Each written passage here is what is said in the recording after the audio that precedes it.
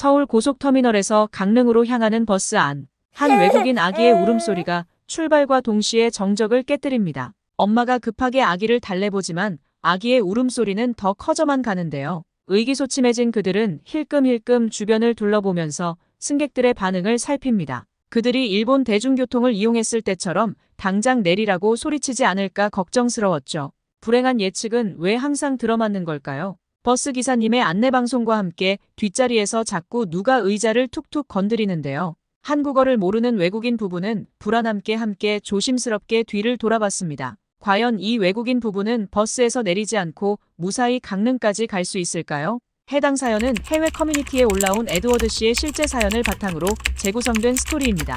감동 스토리는 수익금 10%를 어려운 아이들을 위해 기부하고 있으니 많은 시청 부탁드립니다. 그럼 오늘의 감동 스토리 시작합니다. 그 전에 잠깐 구독과 좋아요, 알림 설정은 무료. 꼭 부탁드릴게요. 안녕하세요. 저는 현재 가족과 함께 한국에서 머무르고 있는 에드워드라고 합니다. 저는 주식 투자를 전업으로 하고 있고 와이프는 SNS 마케터라서 둘 다 재택근무를 하고 있습니다. 저희는 직업 특성상 노트북만 있으면 되기 때문에 자유롭게 세계를 여행하며 일하고 있었는데요. 그렇게 남부럽지 않게 살던 저희 부부에게도 아기가 생기면서 변화가 찾아왔고 와이프가 임신하고 난 후 잉글랜드로 돌아가 그곳에서 출산을 준비했습니다. 그리고 딸이 태어나 생후 13개월이 되자 또다시 다른 곳으로 떠나자고 마음먹었습니다. 어차피 나중에 아이가 유치원에 들어가게 되면 장성에서 성인이 될 때까지는 잉글랜드에서 쭉 살아야 하는데 그럼 한동안 저희의 자유로운 삶도 포기해야 했습니다. 그 전에 가보지 못했던 다른 나라에서 살아보고 싶었습니다.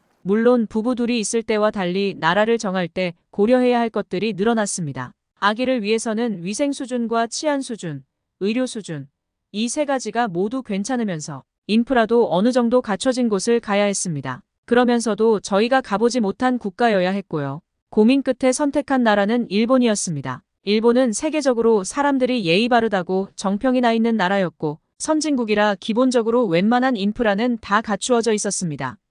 저희는 일본 규슈 지방의 구마모토 현이라는 도시에서 살게 되었습니다. 전통 문화와 역사적인 명소들이 잘 보존되어 있고 조용하고 평화로운 분위기의 도시였습니다. 이것만 들으시면 무척 살만하다고 여기실 겁니다. 네, 저희도 그런 줄 알았어요. 일본은 아날로그의 나라였습니다. 그래서일까요? 뭘 하든 너무 느리고 옛날 방식을 고수하려고 했습니다. 제가 사는 잉글랜드도 행정이나 택배 배송 등이 느린 나라인지라 자국민들조차 답답하다는 사람들이 많았지만 일본도 만만치 않더군요.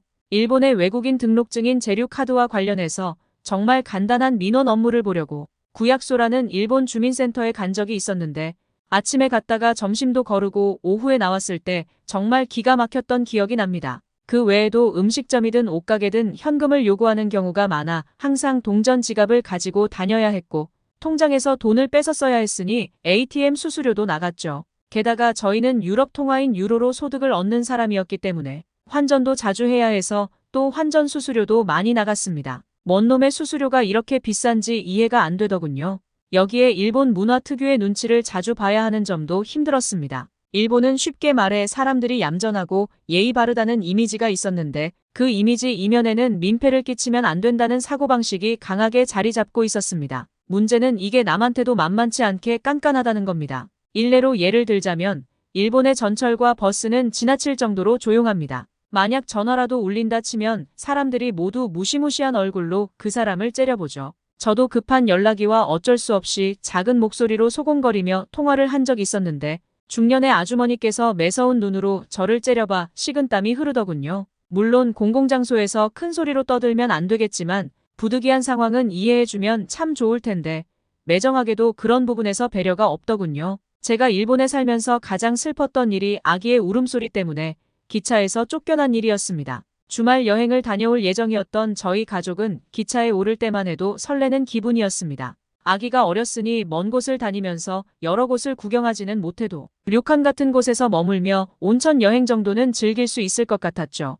하지만 딸이 갑자기 중간에 울음을 터뜨리자 일제히 사람들이 저희를 싸늘한 눈빛으로 쳐다보고 있었습니다. 대놓고 짜증을 부리거나 호통을 치는 건 아니었지만 아무 말 없이 노려보는 게 더 무서웠습니다. 저와 와이프는 어떻게든 딸을 달래보려고 애썼지만 아기는 절대 울음을 그치지 않았습니다. 우리 부부는 좌석 칸을 나와 아이를 20분 가까이 달랬고 마침내 딸이 울음을 멈췄습니다. 안도의 한숨을 쉬는 그때 철도 승무원이 조용히 다가왔습니다. 저희 승객 중 몇 분이 외국인 아기 울음소리 때문에 항의하셨어요. 죄송하지만 5분 뒤 정차하는 역에서 내려주셨으면 합니다. 저희는 깜짝 놀라면서 이제 아이가 그쳤다고 열심히 해명했지만 승무원은 죄송하다는 말만 반복하며 내릴 것을 요구했습니다. 결국 저희는 다음 역에서 내릴 수밖에 없었습니다. 기가 막혔습니다. 아무리 아기가 울었다고는 하지만 이게 이렇게 내칠 일인가요? 저희는 자리에 있으면 사람들 눈치가 보일까봐 좌석 칸을 나와서 달랬는데 그것조차도 고깝게 보고 노려보는 사람이 있더니 기어이 승무원에게 클레임을 건 모양이었습니다. 결국 저희는 택시에 1만엔, 그러니까 한국 돈으로 약 9만 원 이상의 돈을 지불하고 겨우 여행지에 도착했습니다. 저희는 그 뒤로 일본 지역 여행은 꿈도 꾸지 못했고 지낸 지 고작 한 달 정도 되자 너무 불편해서 더는 못 있겠다는 생각이 들었습니다. 저희는 예전에 살았던 홍콩으로 떠날 생각이었습니다. 저희 부부가 결혼한 이후 처음으로 갔던 나라를 또 가게 되는 것이었는데 어쩔 수 없었던 것 같습니다. 의료시설, 인프라 등을 고려해서 가족이 함께 지내기에는 그나마 괜찮은 도시였으니까요.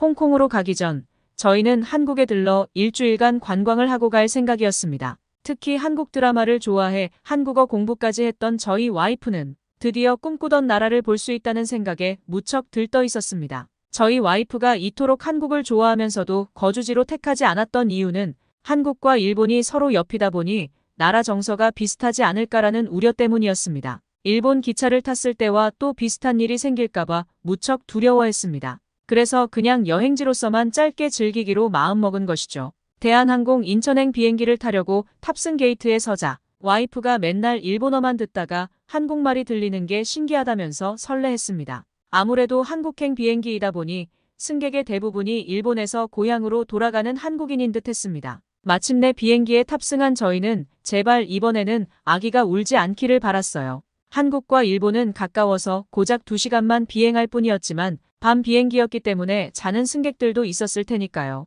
그러나 딸은 저희의 희망을 저버리고 비행기를 탄 지 20분 만에 바로 칭얼거리기 시작했습니다. 또다시 일본 기차에서 겪었던 악몽이 재현되는 것 같았죠. 아기의 칭얼거리는 소리는 갈수록 커지더니 결국 큰 소리로 울음을 터뜨리고 말았습니다. 주변을 살펴보니 화들짝 놀라 잠에 깨는 사람들. 대체 무슨 일인가 싶어 고개를 요리조리 돌리는 사람들이 속출했습니다. 점점 눈치가 보이기 시작한 저희는 아이에게 제발 그쳐달라고 애원하면서 달래는 수준에 이르렀습니다. 그리고 그때 중년의 한 남성이 벌떡 일어나 저희에게 걸어오기 시작했습니다. 저희 부부는 아기 울음소리 때문에 화가 난 거로 생각하고 겁을 먹은 눈빛으로 그를 쳐다봤습니다. 성큼성큼 걸어온 남자는 갑자기 손을 뻗었습니다. 우리를 때리려는 줄 알고 와이프와 아이를 보호하며 눈을 질끈 감았죠. 하지만 눈을 떠보니 남자는 두 팔로 아기를 포옹하고 싶다는 자세를 취하며 외국어로 말을 걸었습니다. 이를 옆에서 듣고 있던 와이프는 저 한국인이 아기를 달래주고 싶어 한다고 안아봐도 되겠느냐고 물어보는 거라고 했습니다. 평소 같으면 모르는 사람한테 절대 아기와의 신체 접촉을 허용하지 않았겠지만 아기가 우는 정신없는 상황이었기 때문에 저희는 얼떨결에 아기를 아저씨에게 안겨주었습니다. 이 한국인 아저씨는 굉장히 능숙한 손길로 아기를 안고 달랬습니다. 남자가 인형으로 놀아주며 아이를 달래자 아기는 점점 울음을 그치기 시작했습니다. 달랜 아기를 다시 저희에게 넘기려고 했지만 저희 딸이 아저씨에게 꼭 붙어 떨어지지 않으려고 했습니다. 제가 억지로 떼내려고 했으나 다시 울기 시작했죠. 아저씨는 결국 다시 저희 아기를 안았습니다. 그때 아저씨의 아내로 보이는 여성분께서 벌떡 일어나 저희 쪽으로 걸어왔습니다. 그녀는 아저씨에게 말을 걸더니 자기가 안겠다는 듯 손을 뻗었습니다. 그리고 잠시 저희 쪽으로 고개를 돌리면서 영어로 괜찮으시죠라고 물었죠. 아마도 아저씨가 힘드신 것 같아 도와주려는 듯 했습니다. 저희가 고개를 끄덕이며 승낙하자 여성은 아이에게 떡뻥이라는 한국의 쌀과자를 주고 능숙한 손길로 아이를 안으며 한국어로 자장가를 불렀습니다. 그녀는 작은 소리로 자장가를 부르고 있었지만 작은 소리에도 예민하던 일본인들을 생각하면 한국인 승객들도 똑같지 않을까 싶어 걱정되어 주변을 둘러보았습니다. 그러나 놀랍게도 그들은 이어폰을 착용하고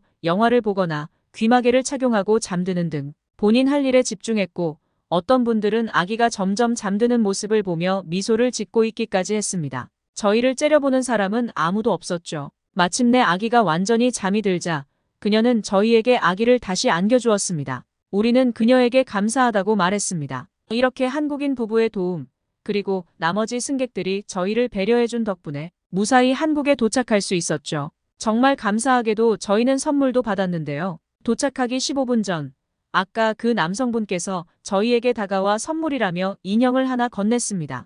포장이 되어 있는 걸 보니 분명 누군가에게 선물하기 위해 기념품으로 사오신 것 같았기에 그런 선물을 저희가 받을 수 없다며 거절했죠. 그 남자는 한국에 방문한 걸 환영하는 선물이라며 계속 저희에게 건넸기 때문에 더 이상 거절하기가 힘들었습니다. 감사하는 마음으로 선물을 받고 포장을 풀자마자 아이가 인형을 끌어안았습니다. 딸 아이가 마음에 들어하는 모습을 보며 한국 남자는 흐뭇한 표정을 지으셨습니다. 그렇게 인천에 도착한 날부터 그 인형은 아이에게 애착 인형이 되어 떨어진 적이 없답니다. SNS에서 저희가 한국에 온다는 소식을 들은 친구가 고맙게도 인천공항에 마중 나와 있었습니다. 처음에 말씀드렸듯이 제 와이프는 SNS 마케터라서 세계 각국에 인맥이 많습니다. 저희는 서로의 SNS로 일상을 보며 몇 년간 메시지를 주고받은 사이라서 첫 만남부터 친근했어요. 일본에서 갑자기 넘어온 저희의 사정을 듣고는 괜찮은 숙소를 예약해주고 픽업까지 와준 것이었죠. 비행기에서도 느꼈지만 한국인들은 원래 이렇게 외국인들에게 친절한가요?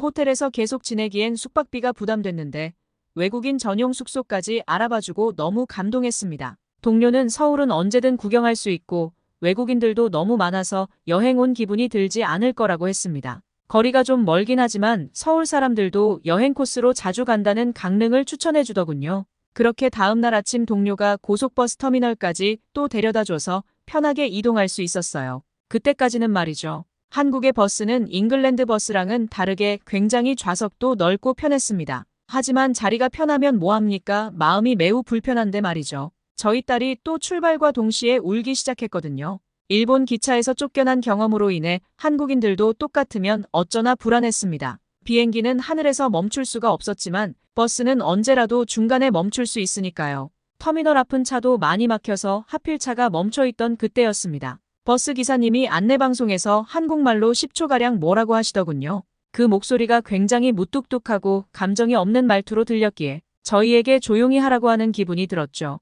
아이는 안내방송 소리를 듣고 놀랐는지 울음이 더 커졌습니다. 그때 뒤에서 누군가 제 의자를 툭툭 건드렸습니다. 솔직히 기분이 좋지는 않았지만 일단 쏘리쏘리라고 했습니다. 제가 영어를 쓰는 걸 듣고는 주변 사람들이 수군거리는 게 느껴졌습니다. 그때 버스 기사님께서 한 번 더 방송을 하셨고 이전보다 굉장히 부드러운 말투셨습니다. 무슨 방송인지 굉장히 궁금했지만 저희는 알아들을 수가 없어서 답답했죠. 그때 뒤에 있던 승객이 또 의자를 툭툭 건드리는 게 아니겠어요?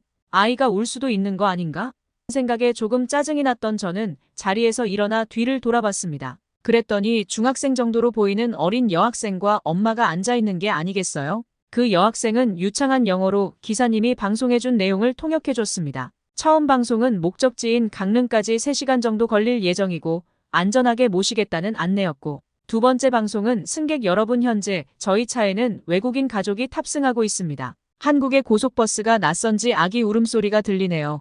저희도 어릴 때 다 울면서 자라지 않았습니까? 외국인 가족이 눈치를 보지 않고 한국에서 좋은 추억을 간직할 수 있도록 승객 여러분의 따뜻한 배려 부탁드리겠습니다. 라고 하셨다네요. 여학생에게 그 얘기를 들은 저와 아내는 너무 감동해서 눈물이 나기 시작했습니다. 여학생은 의자를 툭툭 친 게 조용히 하라는 뜻이 아니라 저희 딸이 너무 귀여워서 몇 개월인지 이름은 뭔지 물어보려 한 거라더군요. 외국어도 잘하고 마음도 착한 한국 여학생을 보면서 저희 딸도 저렇게 자랐으면 좋겠다는 생각까지 들더군요. 비행기에서도 버스에서도 한국인들에게 받기만 하는 것 같아서 저희는 중간에 횡성 휴게소에 들렸을 때 기사님과 여학생에게 줄 작은 선물을 샀습니다. 한국인들에게는 익숙할 수도 있는 간식이겠지만 저희의 마음을 표현할 방법이 이것밖에는 생각이 나지 않았거든요. 그렇게 마음까지 따뜻했던 강릉 여행을 다녀와서 저희 부부는 한 가지 결정을 내렸습니다. 홍콩이 아닌 한국에서 단기간 살아보기로 결심한 것이죠. 잠깐이지만 아이와 함께 여행한 한국은 일본과는 확연하게 다른 걸 느꼈기 때문이죠. 한국 사람들은 큰 소리로 통화하지 않는 이상 작은 말소리 정도는 대중교통을 이용해도 그다지 예민하지 않았고 아기가 신이나 시끄럽게 소리쳐도 째려보기보다는 사랑스럽다는 듯이 쳐다보는 어르신들도 많았어요. 저희는 이런 나라라면 아이를 키워도 좋지 않을까 싶었어요. 일단 한국은 90일 동안 무비자 입국이 가능한 나라이기 때문에 석 달 동안 살아본 뒤 런던으로 돌아가 최종 결정을 내릴 예정입니다. 어차피 비자를 새로 발급받으려면 잉글랜드에 한 번은 돌아가야 했으니까요. 이 글을 쓰고 있는 지금까지 2달 정도 한국에서 생활해봤는데 음식도 문화도 너무 만족하고 있어요. 아마도 큰 변수가 생기지 않는 이상 한국으로 다시 돌아오게 될 것 같네요. 일본과 한국의 문화 차이도 있겠지만 아이의 울음으로 눈치 주는 일본 사람들은 정말 너무하단 생각이 들면서 저희 가족에게 친절을 베풀어 주신 한국인들에게 다시 한번 감사하는 마음을 전하며 제 이야기를 마칠게요. 지금까지 한국인들의 도움을 받고 감동한 잉글랜드 부부의 사연이었습니다. 오늘의 이야기 어떠셨나요? 에드워드 씨에게 알려주고 싶은 한국인들의 따뜻함을 댓글로 남겨주세요. 감동을 받으셨다면 구독과 좋아요, 알림도 꼭 눌러주세요. 끝까지 시청해주셔서 진심으로 고맙습니다. 지금까지 따뜻한 이야기를 전하는 감동 스토리였습니다.